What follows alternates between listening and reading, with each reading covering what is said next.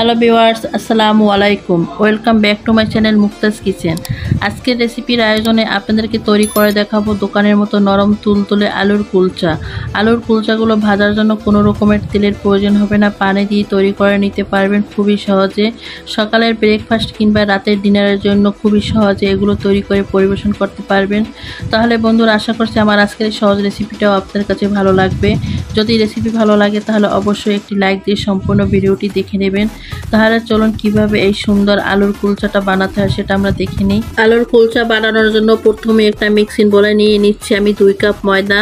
তো এখানে আমি ময়দাটা নিয়েছি, আপনারা চাইলে এখানে আটাটাও নিতে পারবেন, আর এখানে আপনারা বেশি কম করেও নিতে পারবেন। এবার এর ভিতরে দিয়ে দিচ্ছি আমি স্বাদ মতো লবণ, এখন দিয়ে দিচ্ছি আমি 2 চামচ চিনি, আর দিয়ে দিচ্ছি আমি 1 চামচ সাদা তেল। তবে তেলটা বেশি দিতে হবে না, অল্প দিলেই হবে। এবার তেল, লবণ আর চিনি দিয়ে আমি খুব ভালো করে মিশিয়ে নিচ্ছি ময়দাটার সাথে। তো এটা ভালো করে মিশিয়ে নিতে হবে। ময়দাটার সাথে সব কিছু আমি ভালো করে মিশিয়ে নিয়েছি। ভালো করে মিশিয়ে নিয়ে আমি মাঝখানটা একটু ফাঁকা করে দিচ্ছি। সেই ফাঁকা জায়গায় দিয়ে দিচ্ছি আমি 1 কাপ টক দই। এখানে প্রায় 100 গ্রামের মতো টক দই আছে। এবার এই টক দইয়ের ভিতরে দিয়ে দিচ্ছি আমি 1 চামচ বেকিং পাউডার, আর তার সাথে দিয়ে দিচ্ছি আমি হাফ চামচ বেকিং সোডা। এবার বেকিং পাউডার আর বেকিং সোডার সাথে দইটা খুব ভালো করে আমি মিশিয়ে নিচ্ছি। দইটার সাথে ভালো করে মিশিয়ে নিয়ে তারপর দইটা আমি ময়দার সাথে ভালো করে মিশিয়ে নিব।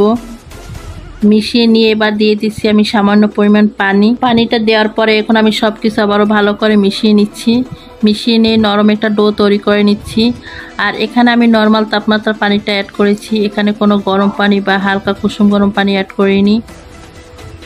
এই তো আমি সব কিছু খুব একসঙ্গে ভালো করে মিশিয়ে নরম একটা ডো তৈরি করে নিয়েছি। এই সময় ডোটা একটু চিটচিটে দেখালে হাতে সামান্য তেল নিয়ে ডোটার সাথে ভালো করে মেখে নিতে হবে। এভাবে ভালো করে মেখে নিয়ে ডোটা আমি ঢেকে রাখবো 20 মিনিটের জন্য। ডোটা 20 মিনিট রেস্টে থাকে, এর ফাঁকে আমি আলুর পুরটা তৈরি করে নেব। আর এখানে আমি বড় সাইজের একটা আলু নিয়েছি সিদ্ধ করে, আর আলুটা আগে আমি সিদ্ধ করে গ্রেট করে নিয়েছি। এবার এর ভিতরে দিয়ে দিচ্ছি আমি স্বাদ মতো লবণ। এবার দিয়ে দিচ্ছি সামান্য লাল মরিচের গুঁড়া, আর দিয়ে দিচ্ছি আমি সামান্য ভাজা জিরার গুঁড়া। এখন দিয়ে দিচ্ছি আমি মাঝারি সাইজের একটা পেঁয়াজ কুচি করে, আর পেঁয়াজটা আমি খুব মিহি কুচি করে দিয়েছি। তবে পেঁয়াজটা যদি আপনারা না দিতে চান না দিলেও কোনো সমস্যা নেই। আর এখন দিয়ে দিচ্ছি আমি কিছু ধনিয়া পাতা। এবার আমি সব কিছু একসঙ্গে মিশিয়ে নিচ্ছি।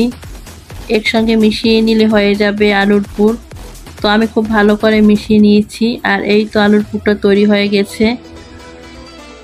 এবার 20 মিনিট পর ডোটা খুব সুন্দরভাবে সেট হয়ে গেছে। এবারে ডোটাকে আমি হাত দিয়ে আবার একটু ভালো করে মথে নিচ্ছি। ডোটা হাত দিয়ে ভালো করে মথে নিয়ে এমন করে আমি লেচি কেটে নিচ্ছি।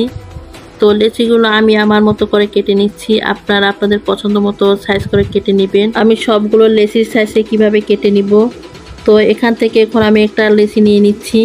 লেচিটা নিয়ে আমি চপিং বোর্ডে সামান্য ময়দা ছিটিয়ে রেখেছিলাম, সেই ময়দার ভিতর আমি লেচিটা কোট করে নিয়েছি, এতে করে ময়দাটা হাতে লেগে যাবে না। এবার লেচিটা হাতে নিয়ে মাঝখানে এভাবে ঘুরিয়ে ঘুরিয়ে ফাঁকা করে নিচ্ছি। ঘুরিয়ে ঘুরিয়ে ফাঁকা করে নিয়ে এবার মাঝখানে আলুর যে পুরটা সেটা আমি দিয়ে দিচ্ছি।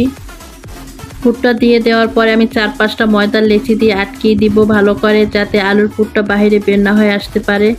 খুব ভালো করে ময়দার লেচিটা দিয়ে আটকিয়ে নেওয়ার পরে আবার আমি গোল করে বলের মতো করে নিব। গোল করে বলের মতো করে নেওয়ার পরে তারপর আমি হাত দিয়ে একটু চিপে চিপে এইভাবে প্রেস করে নিচ্ছি। আর বাকি যে লেচিগুলো সেগুলো আমি রেডি করে নিব একইভাবে।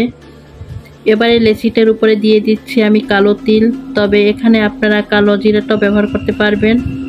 তারপর দিয়ে দিচ্ছি কিছুটা সাদা তিল। এখন এর উপর থেকে দিয়ে দিচ্ছি আমি কিছু কুচানো ধনিয়া পাতা। এবার আলতো হাতে আলুর কুলচাটা বেলে নিব, যাতে আলুর পুরটা কুলচার চারপাশ থেকে ছড়িয়ে যায়। তবে খুব বেশি চাপ দিয়ে বেলা যাবে না, তাহলে কিন্তু আলুর পুরটা বের হয়ে আসবে। খুব সাবধানে আলতোভাবে এভাবে চেপে চেপে তারপর এই কুলচাটা বেলে নিতে হবে। এই তো বেলে নিয়েছি, আর সবগুলো আমি এভাবে বেলে নিব। সবগুলো কুলচা আমি বেলে নিয়েছি। এবার এগুলো আমি ভেজে নেব, সেই জন্য একটা ফ্রাই প্যান আমি চুলায় বসিয়ে দিয়েছি। দিয়ে সামান্য একটু পানি দিয়ে দিচ্ছি।